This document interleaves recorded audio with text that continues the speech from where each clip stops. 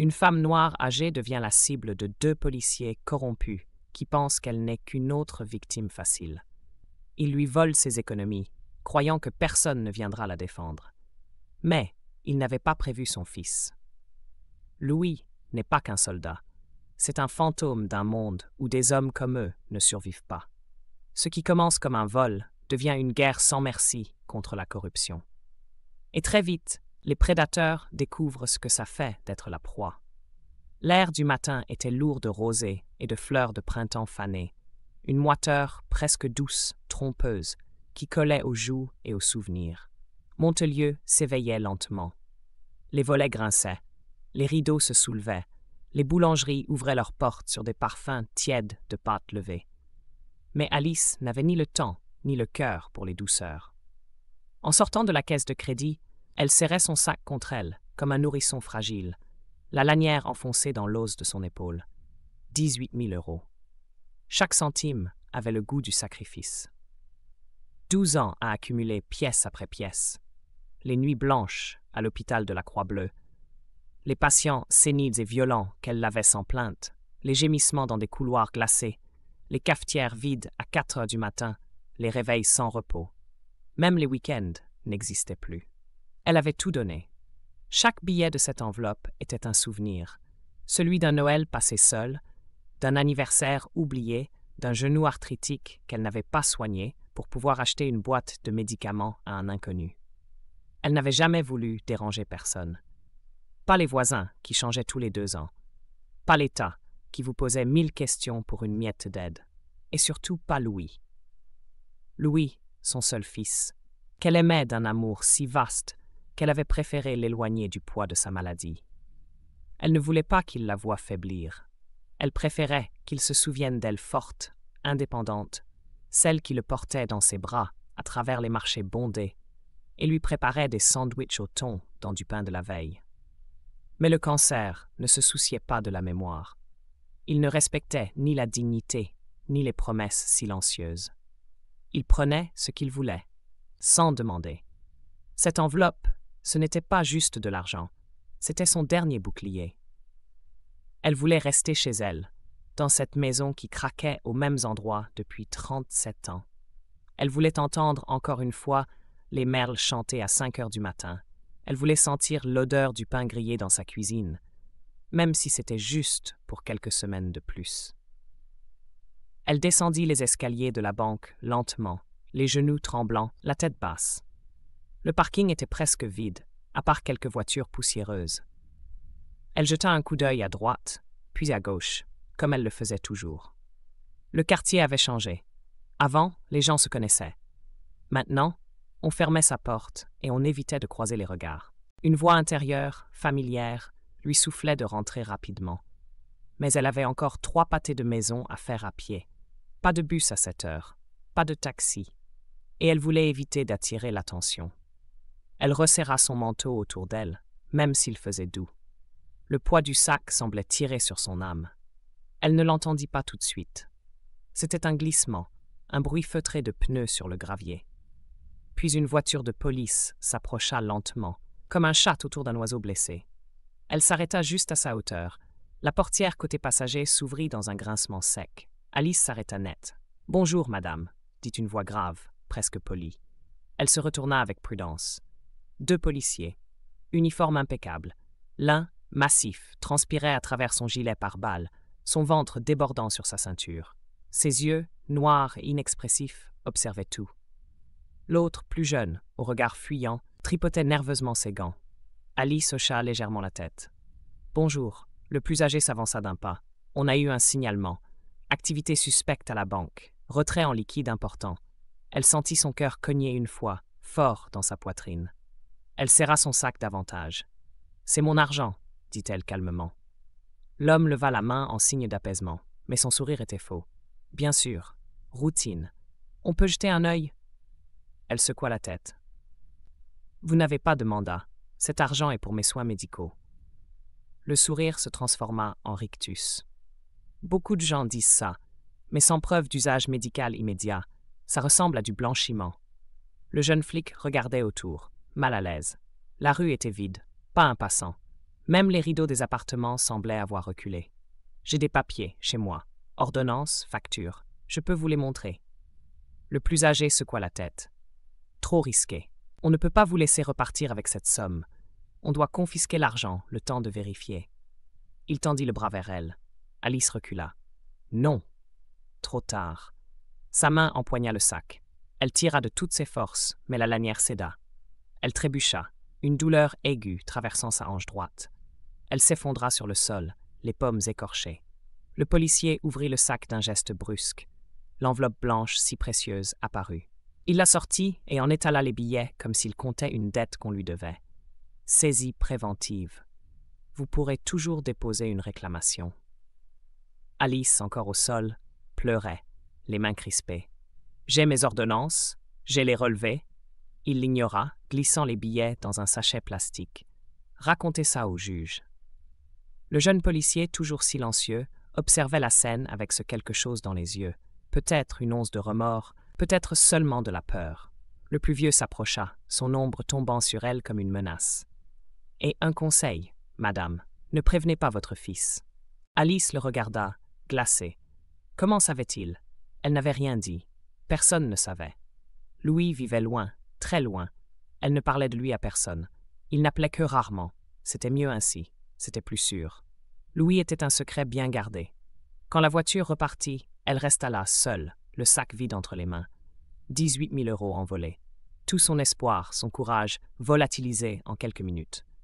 Le trottoir lui semblait plus froid que jamais, mais comme si le sol lui-même refusait de la soutenir.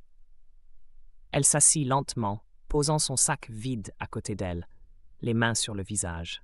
Les passants détournaient le regard.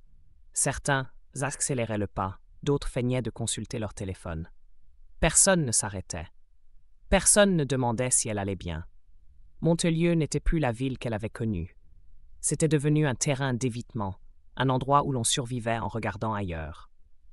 Elle revoyait les autres. Ses anciens voisins, expulsés pour une facture impayée, poussés hors de leurs appartements comme des déchets. Elle avait voulu croire que cela ne lui arriverait pas. Elle avait payé ses taxes, gardé ses papiers en ordre, salué les policiers quand elle les croisait. Elle avait obéi à toutes les règles. Et pourtant, la voilà, assise sur un trottoir sale, à pleurer un avenir qu'on venait de lui voler. Ses mains tremblaient quand elle sortit son téléphone. Elle regarda l'écran longtemps. Le contact s'appelait LM. 3 lettres, un seul lien, un serment silencieux qu'elle s'était juré de ne briser qu'en cas d'extrême urgence. Son pouce hésita, puis elle appuya. Une sonnerie. 2. « Maman » dit une voix calme, étonnée. Alice ne répondit pas tout de suite. Sa gorge était serrée. Les mots ne voulaient pas sortir. Mais les larmes, elles, coulaient. « Louis, ils m'ont tout pris. » Silence, long, épais. Quand il parla de nouveau, sa voix était différente, plus grave, froidement calme, un ton qu'elle n'avait entendu qu'une fois lors d'un appel bref depuis une zone de guerre. « Qui » Elle murmura 2 noms, Julien Varnier, Maxime Delaunay. Elle les avait lus sur leurs plaques. Elle voyait encore leur visage, l'arrogance du premier, l'hésitation du second. Un autre silence, puis une seule phrase. « J'arrive. » Louis raccrocha. La route s'étendait devant lui, déserte et humide. Il conduisait vite, sans musique. Juste le ronronnement du moteur et le cliquetis discret des essuie-glaces. Cela faisait 2 ans qu'il n'était pas revenu à Montelieu. 2 ans qu'il avait quitté non seulement la ville, mais le continent. L'Europe lui paraissait loin, presque floue. Sa vie s'était construite dans les marges de cartes qu'on ne partageait pas avec le public. Consultant en sécurité, disaient les papiers officiels. Un titre propre, inoffensif. Mais derrière ce rideau, la vérité était plus rugueuse. Louis faisait partie d'une unité sans nom, sans insigne.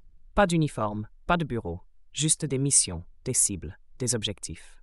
Il traquait les réseaux dormants, les corrompus haut placés, les traîtres camouflés. Il était l'ombre derrière la porte, l'œil qui restait ouvert quand tout le monde dormait.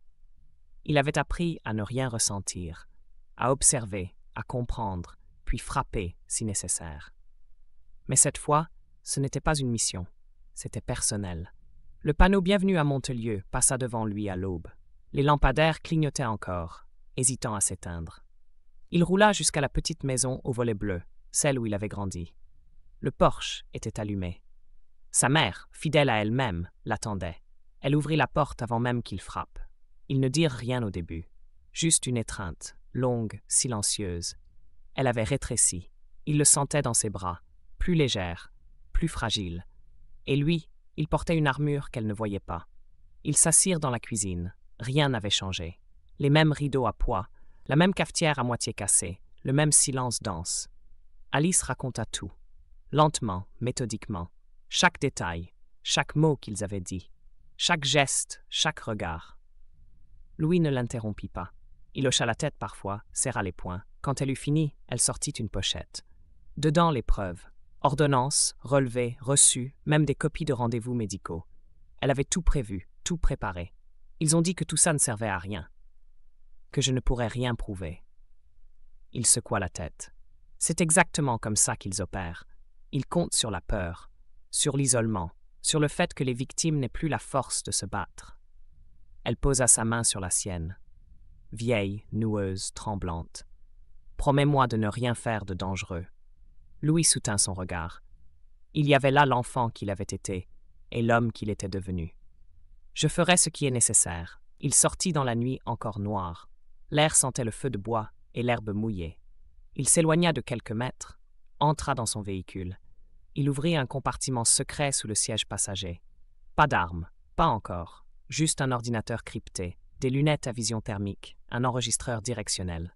Il plaça une oreillette, lança un programme, puis il passa un appel sécurisé. 2 noms, Julien Varnier, Maxime Delaunay, police municipale de Montelieu. Je veux tout, antécédents, finances, affiliation, habitudes, surveillance en cours, plainte interne, communication. Délai, 6 heures. Une voix à l'autre bout confirma la réception. Louis raccrocha, ferma les yeux, inspira. Le combat ne commencerait pas par la violence. Il commencerait dans l'ombre.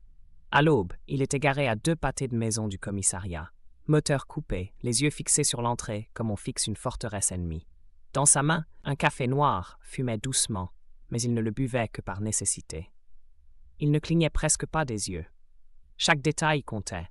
Les agents qui entraient, ceux qui sortaient, les visages fatigués, les routines. Ce bâtiment abritait les hommes qui avaient osé voler sa mère, et il comptait bien faire s'effondrer chaque mur invisible qui les protégeait. À 6h30 précises, les fichiers cryptés arrivèrent sur son écran. Il les parcourut avec une précision militaire. Julien Varnier, 23 ans dans la police, ancien décoré pour bravoure, marié sans enfant, apprécié en surface. Mais 2 enquêtes internes avaient été ouvertes pour usage excessif de la force et corruption passive, toutes 2 classées sans suite. Maxime Delaunay, plus jeune, plus impulsif, formé par Varnier, jamais vu sans lui. Des dizaines de plaintes de citoyens, harcèlement, menaces, extorsion, étouffées par le chef de poste à chaque fois. Puis un nom attira son attention. Immo Delta, une société immobilière discrète mais efficace, qui avait racheté 12 maisons saisies dans les derniers 18 mois. Presque toutes avaient appartenu à des personnes âgées, toutes saisies après une intervention de Varnier ou Delaunay. Coïncidence? Impossible. C'était un réseau, et Alice Dubois était qu'une cible de plus dans leur stratégie de prédation. Louis enregistra chaque donnée sur un disque chiffré et vérifia ses caméras miniatures. Puis il se leva, verrouilla la voiture et entra dans le commissariat, comme s'il venait pour renouveler un passeport. D'un ton neutre, il demanda à voir les agents Julien Varnier et Maxime Delaunay. La standardiste consulta l'écran, hocha la tête. Varnier arriva le premier, grand, large, sûr de lui. Mais dès que son regard croisa celui de Louis, quelque chose vacilla. Il ne le connaissait pas, mais il le reconnaissait. Ce genre d'homme qu'on ne veut pas voir dans son viseur. Trop calme, trop droit. « Je suis là pour récupérer l'argent de ma mère », dit Louis d'une voix douce mais tranchante. Varnier sourit, un sourire qui n'atteignait pas les yeux. « C'est pas comme ça que ça marche. » Louis ne cligna pas des yeux. « Je ne suis pas là pour négocier, je suis là pour vous avertir. Je vous regarde. » Il sortit une carte, la posa sur le comptoir. Un simple rectangle noir, avec un code QR au centre. Sans mots. Puis, il tourna les talons et quitta le bâtiment. Ce que Varnier ne savait pas, c'est que depuis qu'il avait mis le chauffage en marche ce matin-là, un microdrone s'était glissé dans la grille d'aération de son bureau. Chaque son, chaque chuchotement Chaque rire nerveux serait enregistré. Louis ne voulait pas des soupçons, il voulait des aveux. De retour dans sa voiture, il lança l'enregistrement à distance. Voix nette. D'abord Delaunay. Il sait. Il nous fait flipper. Puis Varnier. Aucun doute. On l'enterre comme les autres. Cette nuit-là, Louis ne dormit pas. Il sortit discrètement, équipé de gants, capuches et balises GPS. Il posa des traceurs sous leur véhicule, inspecta les alentours. À minuit, Varnier roula seul jusqu'à un parking souterrain dans le quartier d'affaires. Là, il rencontra un homme en costume, mal rasé, lunettes foncées même la nuit. Une enveloppe changea de main. Louis prit des photos. Plaque d'immatriculation. Visage. L'homme travaillait pour Imo Delta. Il en était désormais certain. Il pénétra une seconde fois dans le commissariat. Cette fois, il visa l'archivage numérique. Avec un petit dispositif USB, il copia les rapports de saisie immobilière, les plans de reconversion des quartiers visés, les pressions exercées sur des locataires. Tout un système bâti pour expulser les plus faibles et transformer leurs maisons en biens de luxe. Puis, un document fit s'arrêter son cœur. Maison Alice Dubois. Saisie en cours. Transfert prévu sous 48 heures. Ce n'était pas qu'un vol, c'était un effacement. Il voulait effacer sa mère de la carte. Il savait qu'il ne pouvait pas gagner seul. Il contacta alors une ancienne connaissance, haut placée au ministère de la Justice. Puis, il envoya un message à une inspectrice de la police judiciaire, réputée pour son intégrité, Sophie Mercier. Le message était bref. « Si vous êtes encore du bon côté, retrouvez-moi demain à midi. Parc Saint-Vincent. » Seule. Elle vint. Brune, cheveux attachés, regard méfiant. Elle tenait un café dans une main, l'autre prête à dégainer. Louis expliqua. Pas tout, juste assez. Ensemble, ils bâtirent un dossier solide. Récits de victimes recueillis dans le quartier, preuves bancaires de transactions entre les flics et Imo Delta, extrait audio des aveux. Louis ne voulait pas d'un procès ordinaire. Il voulait une humiliation publique. Il voulait que ces hommes soient déshabillés devant ceux qu'ils avaient opprimés. Sophie hésita. « Tu risques la prison, voire pire. » Louis répondit calmement. « Eux aussi. » Il lança la guerre le lendemain. À l'aube, des flyers furent distribués dans chaque boîte aux lettres. « Vous avez été volé. Venez entendre la vérité. Réunion publique ce soir, place du marché. » Des QR codes menaient vers des extraits audio. En 1 heure, tout Montelieu en parlait. La réunion publique se transforma en rassemblement. Des résidents, des journalistes, des caméras de chaînes locales. Sophie prit la parole, dossier à la main, diffusion en direct, silence de plomb. Puis elle lâcha la bombe. Julien Varnier et Maxime Delaunay viennent d'être arrêtés alors qu'ils tentaient de fuir la ville. Les murmures devinrent clameurs. Mais Imo Delta ne recula pas. Dans la nuit, ils envoyèrent une nouvelle équipe. 6 hommes, équipés, pas des amateurs. Louis les attendait. Il les neutralisa un par un, sans tuer, juste assez pour leur faire comprendre. Les pièges étaient simples, précis, implacables. Lorsqu'il eut terminé, il laissa une note sur l'un d'eux, scotchée à son gilet pare-balles. « Vous croyez me traquer, mais c'est moi qui vous traque. » Le lendemain, Varnier et Delaunay passèrent aux aveux complets. Le scandale éclata. Imo Delta fut exposé, démantelé. Les perquisitions se multiplièrent dans de bien autres villes.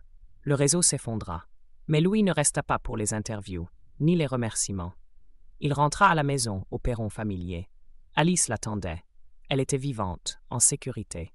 Et le quartier, autrefois figé dans la peur, respirait enfin libre.